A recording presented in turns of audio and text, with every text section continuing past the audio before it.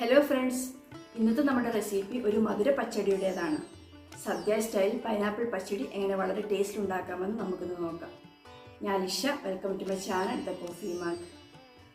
Pineapple pachadi ഉണ്ടാക്കുവാനായി ആദ്യം നമുക്ക് പൈനാപ്പിൾ ഒന്ന് വേവിച്ചെടുക്കണം.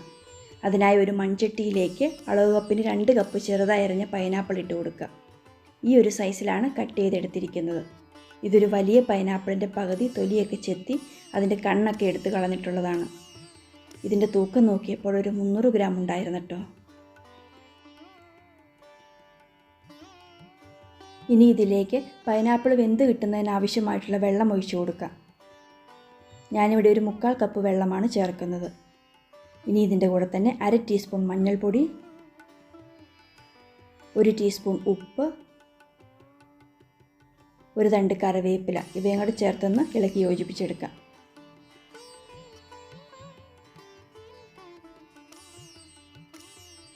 ഇനി തീ ഓണാക്കിയിട്ട് വെള്ളം ഒന്ന് തിളപ്പിച്ചെടുക്കണം. നന്നായി തിളച്ച് വരുമ്പോൾ ഇതിലേക്ക് 2 ടേബിൾ സ്പൂൺ പഞ്ചസാര ചേർത്ത് കൊടുക്കാം. പൈനാപ്പിളിൻ്റെ മധുരത്തിനനുസരിച്ച് പഞ്ചസാരയുടെ അളവിൽ വ്യത്യാസം വരും കേട്ടോ. പിന്നീട് നോക്കിയിട്ട് ആവശ്യത്തിന് ചേർത്ത് കൊടുക്കാം. ഇവയൊന്ന് ഇളക്കി ചേർത്തതിന് ശേഷം തീ ലോ ടു മീഡിയം ഫ്ലെയിമിൽ വെച്ചിട്ട് മൂടി വെച്ച് വേവിച്ചെടുക്കണം. ഒരു 10-12 മിനിറ്റോളം വേവിച്ചെടുക്കേണ്ടി വരും. ഈ സമയത്ത് നമുക്കൊരു അരപ്പ് ഉണ്ടാക്കിയെടുക്കാം.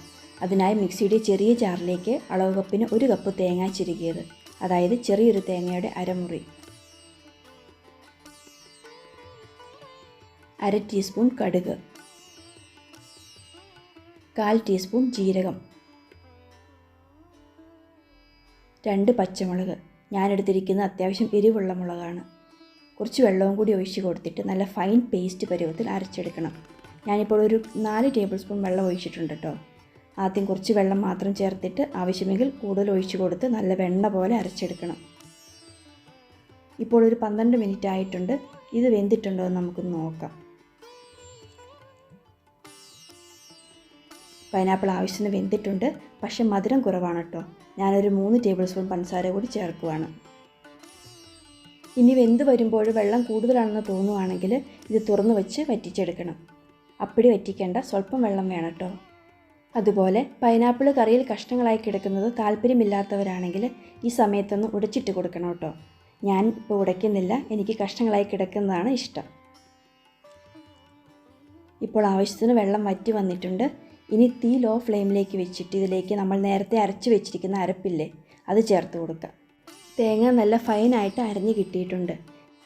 തേങ്ങ നന്നായി അരഞ്ഞില്ലെങ്കിൽ കറി കഴിക്കുമ്പോൾ നാവിൽ തരിതരിയായി ഫീൽ ചെയ്യും.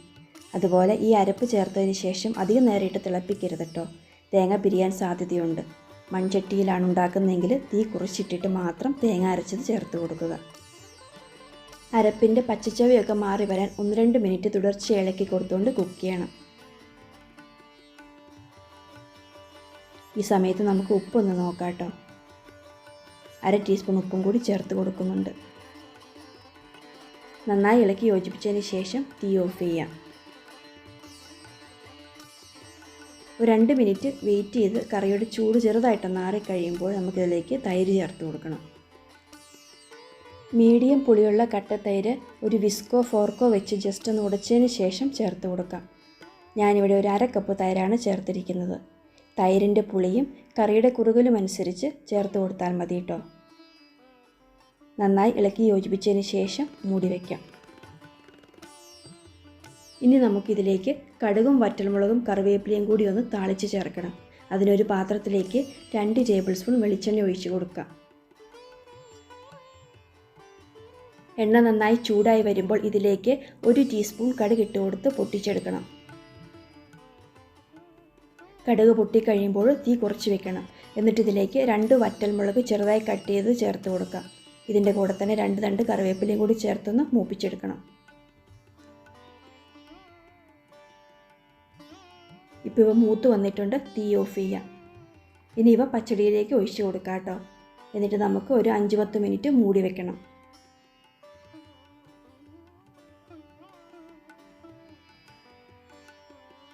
ഇപ്പോൾ ഒരു 10 മിനിറ്റ് ആയിട്ടുണ്ട്. ഇനി അതൊന്ന് ഇളക്കി യോജിപ്പിച്ചെടുക്കാം.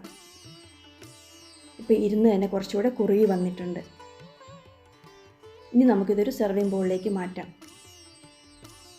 അപ്പോൾ നമ്മുടെ വളരെ ടേസ്റ്റി ആയിട്ടുള്ള പൈനാപ്പിൾ പച്ചടി ഇവിടെ റെഡി ആയിട്ടുണ്ട്. ഈ റെസിപ്പി നിങ്ങൾക്ക് എല്ലാവർക്കും ഇഷ്ടപ്പെട്ടെന്ന് വിചാരിക്കുന്നു. നിങ്ങളെല്ലാവരും ഒന്ന് ട്രൈ ചെയ്ത് നോക്കുക. റെസിപ്പി ഇഷ്ടപ്പെട്ടെങ്കിൽ ലൈക്ക് ചെയ്യാനും നിങ്ങളുടെ പ്രിയപ്പെട്ടവർക്ക് ഷെയർ ചെയ്യാനും മറക്കല്ലേ. അപ്പോൾ നമുക്ക് മറ്റൊരു നല്ല റെസിപ്പിയുമായി വീണ്ടും കാണാം. താങ്ക്